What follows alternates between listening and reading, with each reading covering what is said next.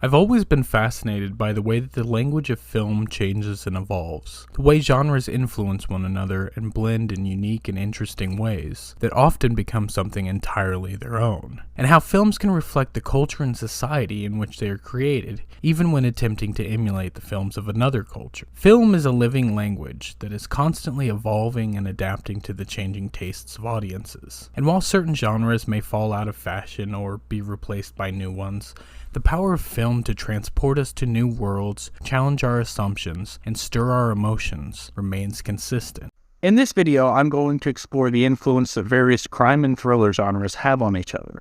Specifically, I'll be examining the way in which American film noir influenced the Krimi genre in Germany, how Krimi then inspired the development of Giallo in Italy, and how Giallo ultimately impacted the creation of the slasher genre in the United States.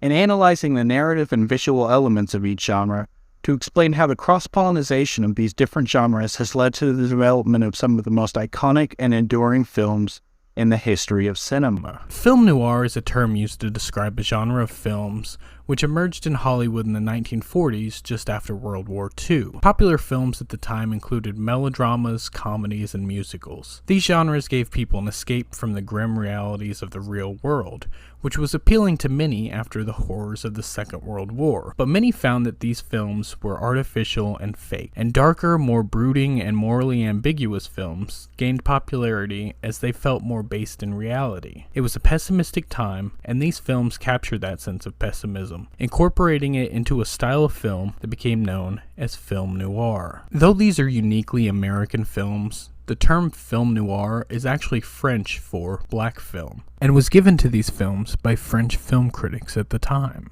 Film noir describes a style of filmmaking that's characterized by its dark and fatalistic tone, its use of moody lighting, and its focus on themes of crime, sex, and violence. Film noir often feature anti-heroes who are caught up in a web of corruption and deceit, who struggle to maintain their own moral code in a world where the lines between good and evil are often blurred. The genre is also known for its use of flashbacks, voiceovers, and other narrative devices that create a sense of ambiguity and uncertainty, typically focusing on the perspective of a single character within the story. The visual style of film noir is characterized by its use of high contrast lighting, deep shadows, and unusual camera angles, and by its use of urban settings of back alleys, shadowy streets, and dimly lit bars and nightclubs that are often dark and claustrophobic. This style is often referred to as noir lighting or chiaroscuro lighting.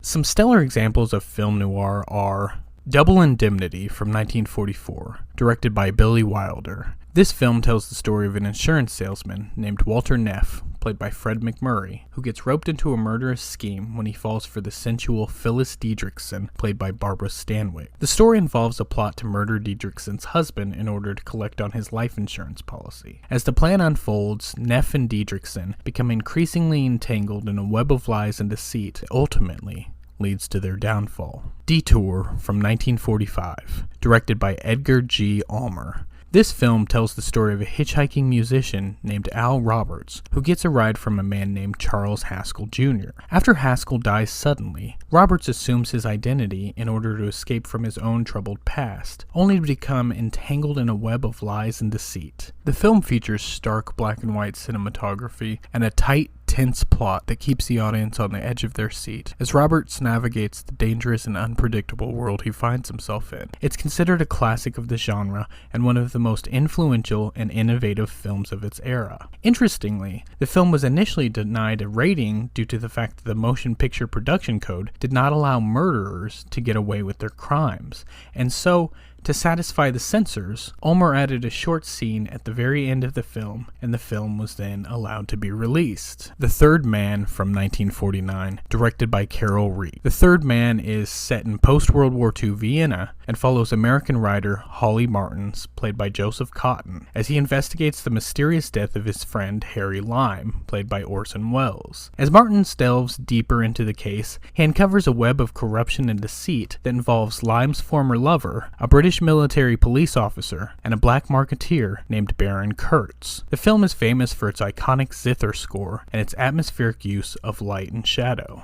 Film noir itself was influenced by a number of different sources, including German expressionist cinema, hard-boiled crime fiction, and the social and cultural anxieties of post-World War II America. These films were also highly influential in shaping the Krimi genre that emerged in Germany in the 1960s. The Krimi genre drew on many of the visual and narrative elements of film noir, such as the use of shadows, contrasted lighting, and complex plot lines. Like film noir, Krimi films often had morally ambiguous characters and blurred the lines between right and wrong, good and evil. One of the most significant influences of film noir on the Krimi genre was the use of the whodunit plot. Krimi films typically feature a suspenseful plot with an emphasis on murder, blackmail, and other criminal activities. They often revolve around a detective or police officer who is investigating a crime, usually a murder, and the pursuit of the culprit, similar to the classic film noir detective stories. In terms of visuals, Krimi films often used stark black and white contrasts, a visual style heavily influenced by film noir. The use of shadows and dramatic stylized lighting and camera angles also became signature elements of the Krimi genre. Krimi films were able to adapt these elements and create a distinct style of crime films that was uniquely German, despite being based on popular detective novels of British author Edgar Wallace and other crime fiction writers. Some stellar examples of Krimi films include The Devil's Daffodil from 1961, directed by Akos Rathanye, which follows a Scotland Yard detective named Sergeant Clive of the Special Branch, who investigates a series of murders involving the poisonous flower known as the Devil's Daffodil.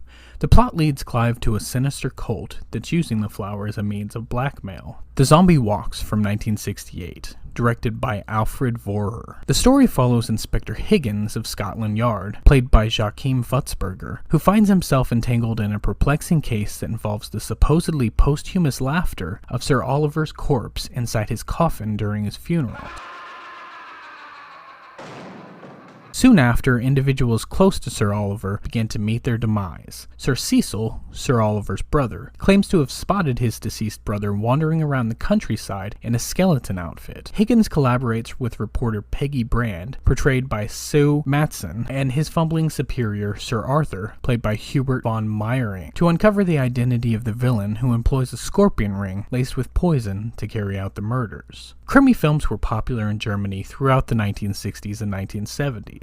They were also popular in other European countries, particularly in France and Italy. These films had a significant influence on the development of the Giallo genre in Italy. Giallo originated in Italy in the 1960s and evolved throughout the 1970s and 1980s. Giallo, which means yellow in Italian, is named after the yellow covers of a popular series of pulp mystery novels. These novels often featured detectives trying to solve complex crimes. Italian filmmakers, particularly Dario Argento and Mario Bava, were inspired by the Krimi film's combination of suspense, horror, and mystery. The Giallo genre borrowed many elements from the Krimi films, including the use of masked killers, the focus on stylized cinematography, and the emphasis on intricate and complex plot twists. In fact, some Giallo films were also adaptations of Edgar Wallace's novels, and some early Giallo films were even marketed in Germany as Krimi films. However, the Giallo genre also developed its own unique style and themes, such as the use of graphic violence and eroticism. Giallo films often focus on the psychological state of their characters,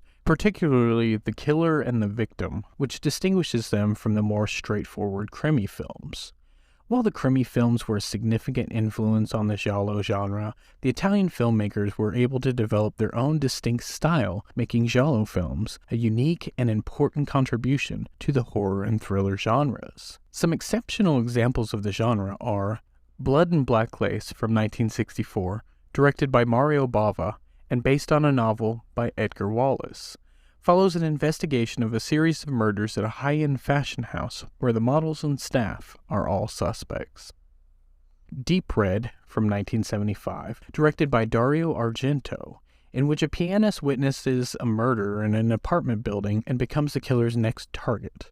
With the help of a journalist, he sets out to uncover the identity of the killer, leading to a series of chilling revelations and a shocking twist ending. The Bird with the Crystal Plumage from 1970, also directed by Dario Argento. In this suspenseful thriller, an American writer in Rome witnesses an attempted murder and becomes embroiled in the investigation. As he tries to piece together the clues, he realizes that he may be the killer's next victim. The film features striking visuals, intense chase sequences, and a gripping mystery that keeps viewers guessing until the very end. The Giallo genre evolved from its origins in pulp fiction into a highly stylized and complex genre that heavily influenced the development of horror and thriller cinema, particularly the slasher genre. Slasher films are a subgenre of horror films that emerged in the late 1970s and early 1980s. These films typically involve a psychopathic killer who stalks and kills a group of people, usually teenagers or young adults, one by one in a gruesome and violent manner. The killer often wears a mask or some other kind of disguise, and the film usually builds suspense and tension through the use of jump scares, eerie music, and other techniques. Slasher films are known for their graphic violence and gore, and they often include scenes of mutilation, dismemberment, and torture. The films often feature a final girl, a female protagonist who survives the killer's attacks and ultimately defeats him. The final girl is typically resourceful, intelligent, and morally upright, and she serves as a symbol of survival and resilience in the face of danger. One of the key ways that Giallo influenced slasher films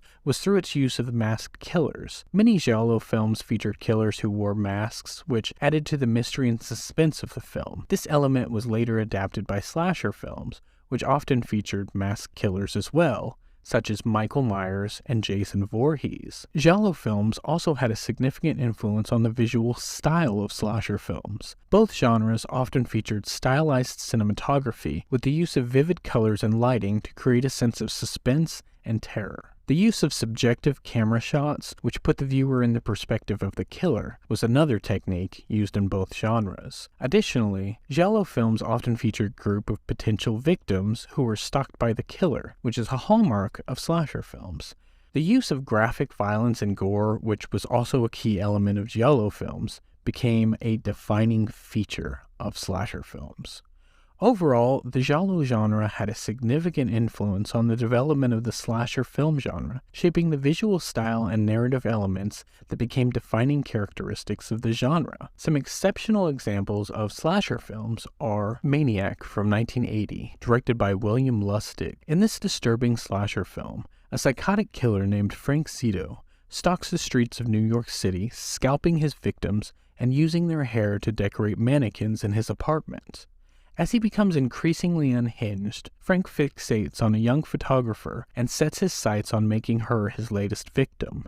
Maniac is known for its graphic violence and unsettling tone, as well as an unforgettable performance by actor Joe Spinell as Frank Zito. Happy Birthday to Me, 1981, directed by J. Lee Thompson. In this twisty Canadian slasher film, a popular high school student named Virginia is part of an elite social clique at the prestigious Crawford Academy. She struggles to remember the events leading to her mother's death and her own resulting psychological trauma. As her friends start turning up dead, Virginia begins to suspect that she may be the killer. And just when you think you have things figured out, a series of shocking revelations pop up that ultimately lead to a surprising final twist that will leave you questioning everything you thought you knew. Happy Birthday to Me features stylish cinematography, inventive death scenes, and a compelling mystery that keeps viewers guessing until the very end. The Prowler from 1981, directed by Joseph Zito. In this classic slasher film, a group of college students are terrorized and murdered during their graduation party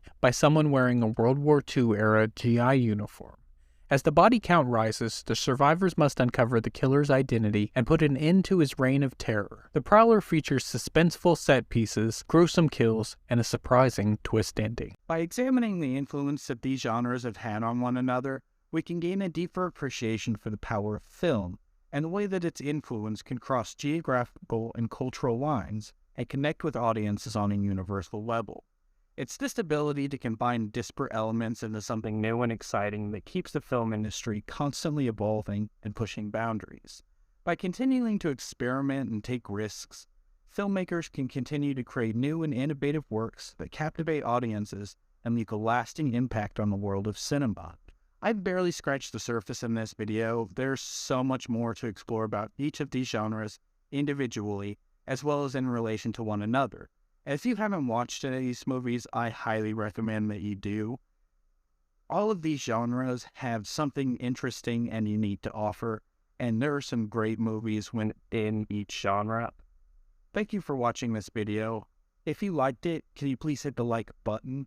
You can also subscribe to the channel and turn on notifications to be updated whenever I upload a new video. And until next time, keep on